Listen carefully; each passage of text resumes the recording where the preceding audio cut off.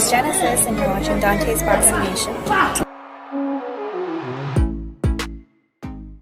Okay, so we've heard a lot of back and forth from Jaron Ennis and Vergil Ortiz and his entire team ever since Jaron Ennis announced that he's moving up to 154. From Eddie Hearn to Vergil Ortiz to Vergil Ortiz's trainer and Vergil Ortiz's father, they were all saying something completely different. Eddie Hearn said that Jaron Ennis was planning on coming back August 16th, and they had already reached out to DAZN. They reached out to Vergil Ortiz's team, and Vergil Ortiz's team said they weren't ready to make that fight. Vergil Ortiz, he came out and he said that he had a hand injury. Now he says that his hand is okay. Vergil Ortiz's father, he came out and he said that Jaron Ennis, they had an opportunity to fight us back in February and he stayed at 147. So now he has to wait in line to get a fight against Vergil Ortiz. And Robert Garcia, he came out and he said that he heard from a very good source that Jaron Ennis said that he wants 2 tune-up fights before he fights against Vergil Ortiz. And now Turki Al-Sheikh, he comes out, he does an interview with the Boxing Voice, and according to Turki, Jaron, he is asking for 1 tune-up bout at 154 before he fights against Ortiz. Yeah. Wow. Wow. Okay. Wow. This will be 5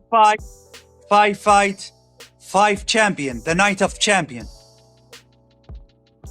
Nice, Turkey. Perfect. What is up with Jaron Boots Ennis? Does he not want to come to the kingdom? We were supposed to get Jaron No. As I said to you, I want to do big fight. I can accept someone. I want to tell you something. If I want to do Joshua and Tyson Fury next year, we are trying to do it and thinking about it. Of course, I need to have 2 for each one of them tune-up fights first. Why? Because they are both of them coming from losing, even if it is big fight, right? Right. Yep.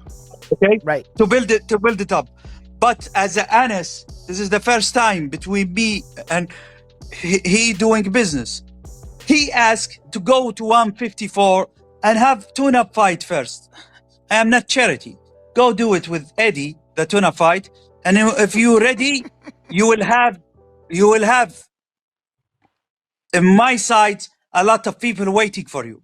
Now, with Turki saying that, I would really love to hear what Jaron Ennis has to say in response to what Turki just said. Because Eddie has been speaking for Jaron and once again, the Ortiz's team.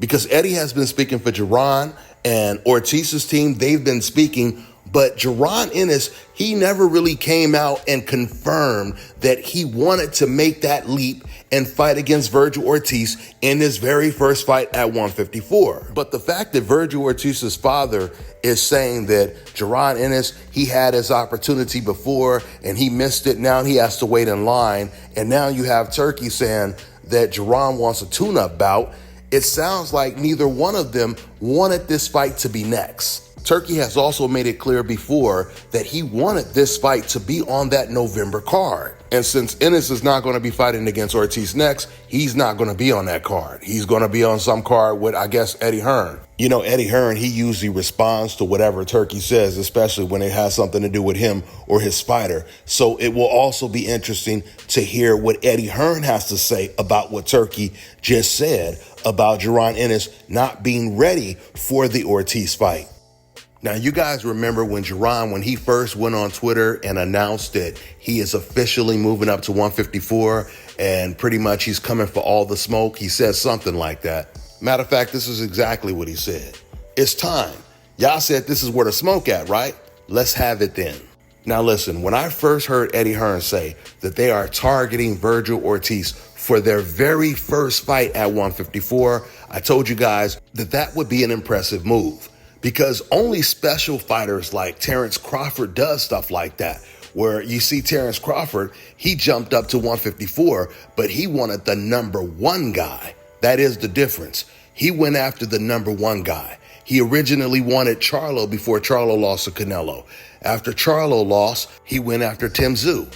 Once Tim Tszyu lost to Fundora, he went after Fundora. Once Fundora turned down the Crawford fight, Then he went after Madrimov. And this is just one of the things that makes Terrence Crawford the best fighter in the world. And clearly, Boots, he's not moving exactly like Crawford. So it could be possible that he does want another fight before he fights against a Vergil Ortiz or someone on that level when it comes to his first fight at a new weight class. But if that is the case, and if he is going to fight someone else, I think the perfect opponent would be Sergey Boachuk.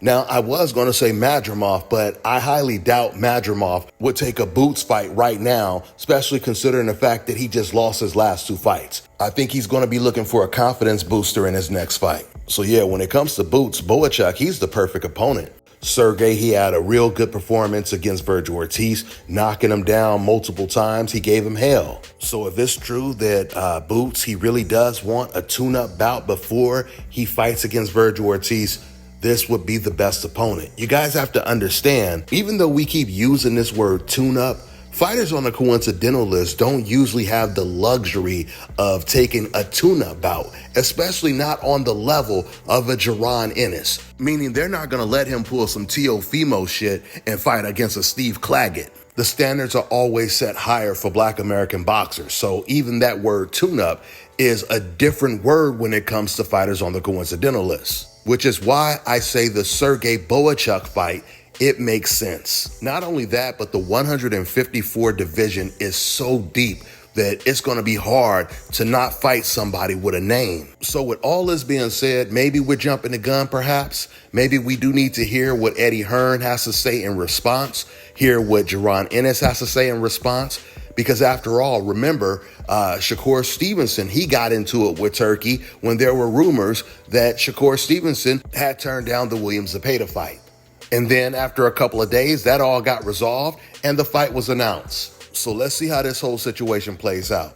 With that being said, I'm gonna wrap this video up. That's all I got for now, guys. I'm on to the next one.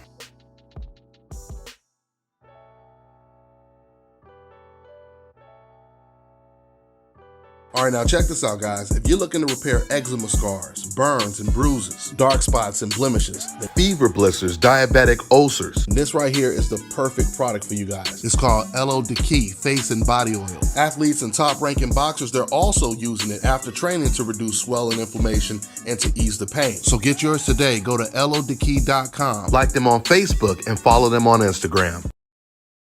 Let me tell you guys about Issa Israel Law Firm. It is a full-service legal practice based in Denver, Colorado, an emerging hub for combat sports and high-altitude training. If you're a fighter inside or outside of the ring and you need a law firm you can trust to fight for you, visit thefighterfirm.com or email help@iilawfirm.com. Legal representation is usually limited to plaintiffs or defendants in Colorado, but iFirm can help anyone in the world with trademarking their business name, logos, and U.S. immigration issues. This brother has been my attorney for a while and helped guide me through all kinds of business and civil issues, so make sure you guys go to thefighterfirm.com.